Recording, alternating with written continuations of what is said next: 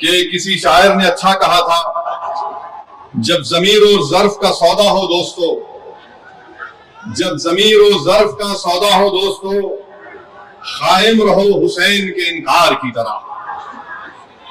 میں آپ کو یہ بتانا ضروری سمجھتا ہوں کہ اس قانون کے خلاف All India Muslim Personal Law Board نے جو احتجاج کا پروگرام دیا، ہم صرف ایک زمین کو بچانے کے لیے نہیں احتجاج کر رہے، ہم صرف اپنی مسجد یا درگاہ یا خانقاہ یا امام باڑہ کو بچانے کے لیے احتجاج نہیں کر رہے، ہم صرف اپنے قبرستانوں کو یا عیدگاہ کو بچانے کے لیے احتجاج نہیں کر رہے، ہم احتجاج اس لیے کر رہے ہیں کہ جو سیاسی طاقتیں آج اس ملک پر حکمران ہیں وہ ہم کو مٹانا چاہتے ہیں، اور ہم ان کو یہ بتانا چاہ رہے ہیں کہ ہم اپنے آپ کو مٹنے نہیں دیں گے، انشاءاللہ تعالی جمہوری طریقے سے تم مٹ جاؤ گے۔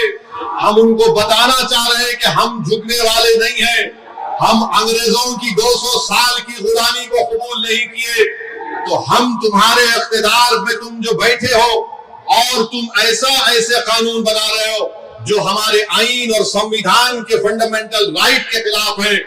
میں نے پارلیمنٹ میں اس قانون کو پھاڑا تو صرف اپنے طور پر نہیں پھاڑا بلکہ بھارت کے غیور تمام ہندوستانیوں کی طرف سے اس قانون کو پھاڑا، جو ہندو بھی ہے، مسلمان بھی ہے، سکھ بھی ہے، عیسائی بھی ہے، جو آج بھی اس ملک کی خوبصورتی کو پہچانتے ہیں۔ بھارت کی خوبصورتی اس کا اتحاد ہے، بھارت کی خوبصورتی اس کا بھائی چارہ ہے، بھارت کی خوبصورتی نریندر مودی نہیں ہے میرے عزیز دوستوں اور بزرگوں، بھارت کی خوبصورتی اس کا بھائی چارہ ہے، بھارت کی خوبصورتی اس کی مسجد بھی ہے، مندر بھی ہے، درگاہیں بھی ہیں، خانقاہیں بھی ہیں، اور جو لوگ اس بھائی چارگی کو ختم کرنا چاہتے ہیں وہ بھارت کو کمزور کر رہے ہیں۔ تو ہمارا احتجاج اس لیے بھی ہے کہ وہ لوگ جو ہم کو صفِ ہستی سے مٹانا چاہتے ہیں، ہم ان کو پیغام دینا چاہتے ہیں کہ ہم مٹنے والے نہیں ہیں۔ میں بار بار کہہ چکا ہوں، جب تک ہم دنیا میں زندہ ہے قیامت نہیں آئے گی، جس دن ہم چلے جائیں گے سور پھونکا جائے گا، یاد رکھو۔ اور اگر بی جے پی یہ سمجھ رہی ہے کہ انہوں نے 2014 میں اقتدار پر آئے تو پہلے ٹرپل طلاق کا ایسا قانون بنایا جو مسلم خواتین کے خلاف بنایا، پھر اس کے بعد انہوں نے CAA کا قانون مذہب کی بنیاد پر بنایا، پھر اس کے بعد انہوں نے UAPA کے قانون کو گندے طریقے سے اس کو اور طاقتور بنا دیا، پھر اس کے بعد انہوں نے مذہب تبدیلی کا قانون اپنی بی جے پی جہاں پر اقتدار میں ریاست میں بنایا، پھر اب وہ یونیفارم سول کوڈ بنانے کی بات کر رہے ہیں۔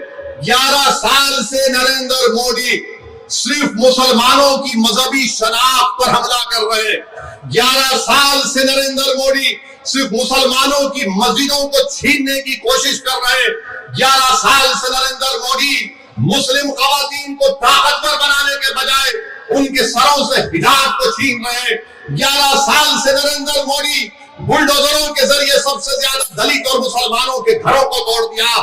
اب یونیفارم سول کوڈ کے نام پر ہماری شریعت کو ہم سے چھیننا چاہتے ہیں، وہ شریعت جو شریعت اپلیکیشن ایکٹ 1937 ہے۔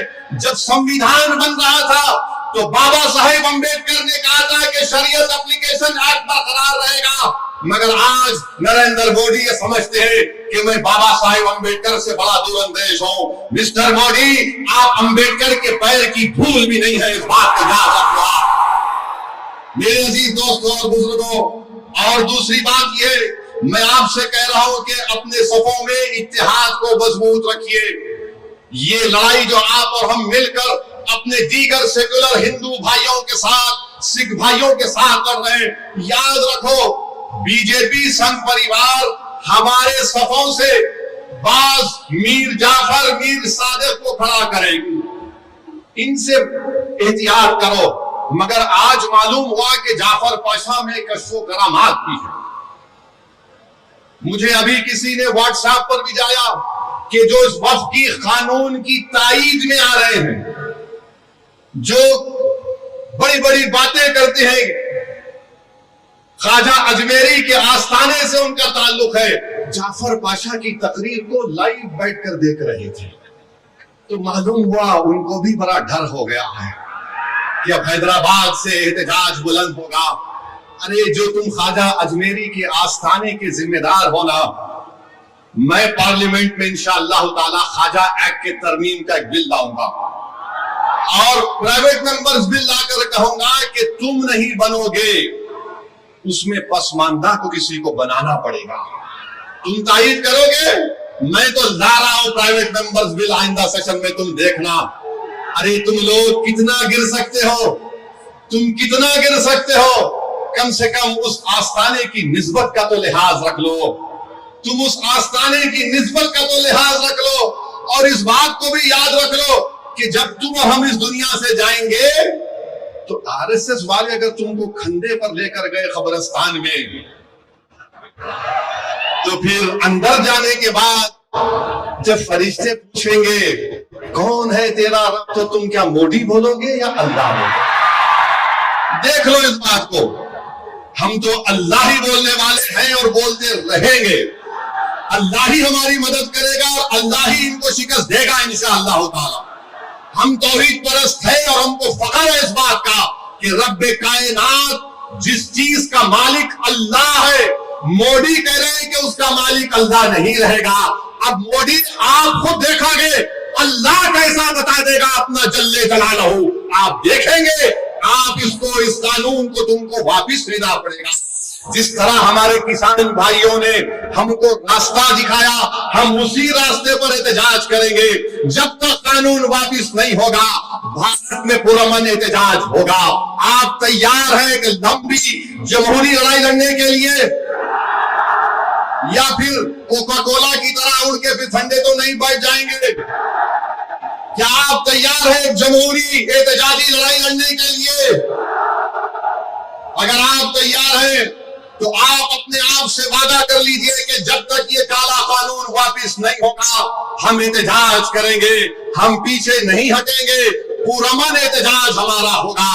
याद रखो मेरे अजीज दोस्तों और बुजुर्गों, हम अल्लाह जिस जमीन का, जिस जायदाद का मालिक है, उसकी हिफाजत के लिए आगे बढ़ रहे हैं। हम अल्लाह के घर की हिफाजत के लिए आगे बढ़ रहे हैं, हम औलिया अल्लाह के आस्थानों की हिफाजत के लिए आगे बढ़ रहे हैं, हम अपने ईदगाहों की हिफाजत के लिए आगे बढ़ रहे हैं। और याद रखो इंशाअल्लाह ताला अल्लाह हमारी इस कोशिशों को कबूल करेगा, अल्लाह हमारे इस ईसार को कबूल करेगा। हम जो कुछ भी कर रहे हैं रब्बे कायनात के लिए कर रहे हैं, इसमें कोई हमारे सियासी अगराज़ व मकासिद नहीं है। इसीलिए कह रहा हूं, जहां कहीं भी एहतजाज होगा उसमें हिस्सा लीजिए, उसको कामयाब करिए। ये कोई सियासी पार्टी का एहतजाज नहीं है, ये इलेक्शन के वोटों को बटोरने का एहतजाज नहीं है। जिस चीज का मालिक है उसकी हिफाजत करने के लिए एहतजाज हो रहा है पूरे मुल्क में इंशाअल्लाह ताला। जो मुस्लिम पर्सनल लॉ बोर्ड ने प्रोग्राम बनाया उसमें हिस्सा लीजिए। जो तारीख के दिन आपसे कहा गया लाइट बंद करना, लाइट बंद करेंगे या नहीं बंद करेंगे? तो बोलेंगे अम्मा 10 मिनट सीरियल आ रहा, आईपीएल आ रहा है, खामखा बोल दिए। 10 मिनट लाइट बंद करो ताकि जो लोग हमको बंद करना चाह रहे हैं उनको एक झलक मिल जाए, लाइट बंद हुई तो क्या होता है। ह्यूमन चेंज बनाएंगे तो ह्यूमन चेंज हाथ बनाकर आपको खड़े होना है अपने हिंदू भाइयों के साथ, अपने सिख भाइयों के साथ। वो भी आज बड़े तकलीफ में है कि ऐसा कैसा कानून बीजेपी की हुकूमत ने बना दिया। याद रखिए, इत्तेहाद को मजबूत रखिए। मैं आपको जिम्मेदारी के साथ कह रहा हूं कि हमारे जो दाऊदी बोरा भाई हैं वो हमारे दीनी भाई हैं। मेरे भाई, खुदारा उनके बारे में कोई गलतफहमी मत रखिए। मैं आपको बता रहा हूं, नरेंद्र मोदी ने इस मुल्क को गुमराह किया। मैं और अब्दुल्ला साहब, हम लोग पार्लियामेंट की कमेटी के मेंबर थे। Mr. Abdullah, I am saying to the people of Hyderabad and to the people of India that during the deliberations of the Joint Working Committee, the Bora community had come, Dawoodi Bora community had come to the committee along with King's Counsel, Mr. Salve, Harish Salve, and they had given a representation. You remember, they wanted exclusion from the Waqf Act. They had clearly said, we have nothing to do with this bill. The Dawoodi Bohra have clearly stated that in 1962, the Supreme Court has given them a definite definition of religious denomination. The Dawoodi Bohra have said, if you remember, that they believe in the concept of Da'il Mutlaq. And this Waqf bill goes contrary to that. It is part of their faith. मैंने ये कहा कि अपने दाऊदी बोरा भाइयों की ईमानदारी पर हरगिज शक मत करो। नरेंद्र मोदी हमारे इत्तेहाद को कमजोर करना चाहते हैं। दाऊदी बोरा के लोग पार्लियामेंट की कमेटी के पास आए थे, लंदन से मायानाज वकील किंग काउंसिल जनाब हरीश साल्वे साहब को लाकर पार्लियामेंट की कमेटी के सामने कहा कि हम 2024 का कानून नहीं चाहिए, हमको वक्फ से अलहदा करो, क्योंकि दाऊदी बोरा जो शियाओं की ब्रांच है, उन्होंने कहा कि हमारे पास दाइल और मुतलक है।